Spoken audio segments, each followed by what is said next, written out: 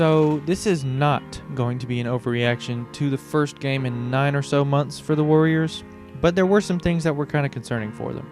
I don't think anyone will really be able to see what this team is until everyone kind of plays their way back into shape, because 9 months without playing on an NBA court is a very long time, and you're bound to see some rust. So those wide open threes that just weren't falling tonight or last night are bound to fall another night. That's not really what I'm worried about. Kelly Oubre and Andrew Wiggins got plenty of open looks, they just bricked. And Wiggins actually is a huge key to this team. I guess we can talk about Wiggins first, because he's kind of the most important player for this team with Klay gone, at least in some ways. Wiggins last night looked absolutely terrible. I mean, bricking open shots, missing on his post-ups. There just wasn't a whole lot of positive to say about him. He even missed a layup. Not to mention how bad he was on defense. I mean, he did hit one turnaround jumper off a post-up. That was cool, I guess. But I don't think that'll ever be some go-to play. I don't think this one game is how he's going to be all season either. We've already discussed the rust. And for a player like Wiggins, it could look really, really rough for the first little while. But if he can get back into rhythm and hopefully get comfortable in the Golden State system, I think he could be really valuable for them. The Warriors haven't really had someone who can just barrel to the rim and finish through contact since probably KD, I guess. And Wiggins can do that sometimes. I mean, he's not really a great mid-range shooter, or a three-point shooter for that matter, but if he can hit on a few of his attempts, I think he should be fine. Now, he is known for falling asleep if he's not super involved in the offense, and that's very dangerous for the Golden State system. But maybe the thing to do would be to have him come off the bench and run the bench offense. Or maybe pull him early from the starters and play him a bit more with the second unit. That way he gets to get his touches, he gets to handle the ball and distribute it, he gets to feel like he's involved in the offense instead of just sitting in the corner for 4 straight possessions. I mean, that's not exactly great that you have to do that with the guy you're paying $27, $28 million, but it is what it is, and I think that this might be the best way to take advantage of his talents. Believe it or not, he still does have that.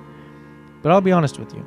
If he doesn't manage to turn himself into a productive role player this season, or just a productive player in general, I think that might be it for Andrew Wiggins. I know people are talking about the Golden State culture and all that, and I hope for Wiggins' sake that he is able to take that in and accept Draymond yelling in his face during practice. Hopefully he can shake the bad habits he formed in Minnesota, even if it does take a year or two. But this might be it for him if he doesn't turn into something this year. But enough about Wiggins for now. Let's talk about the actual Golden State team. There's not actually much to the team at this point. Your starting guys are Steph, Wiggins, Oubre, Pascal, and Wiseman. Pascal will probably be moved to the bench once Draymond comes back, whenever that is. But this team is just not that good. We've already talked about Wiggins. I do like Oubre as a good wing. He's a solid scorer, pretty good athlete, pretty average shooter, not really a playmaker. He's alright on defense, not great, not bad.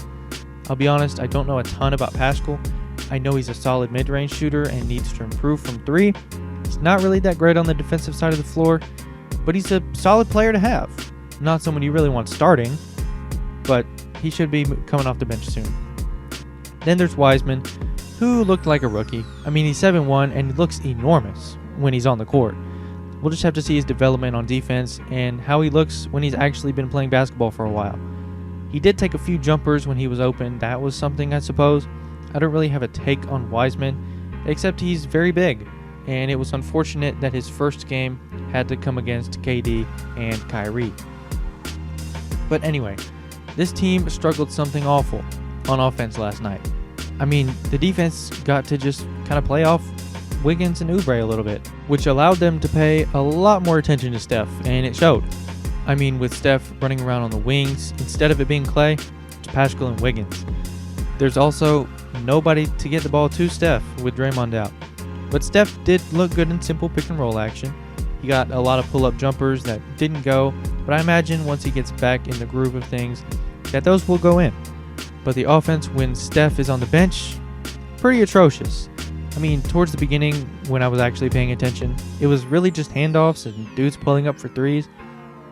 There were some driving kicks, and they have to eventually go in, right? Hopefully. But it just wasn't great.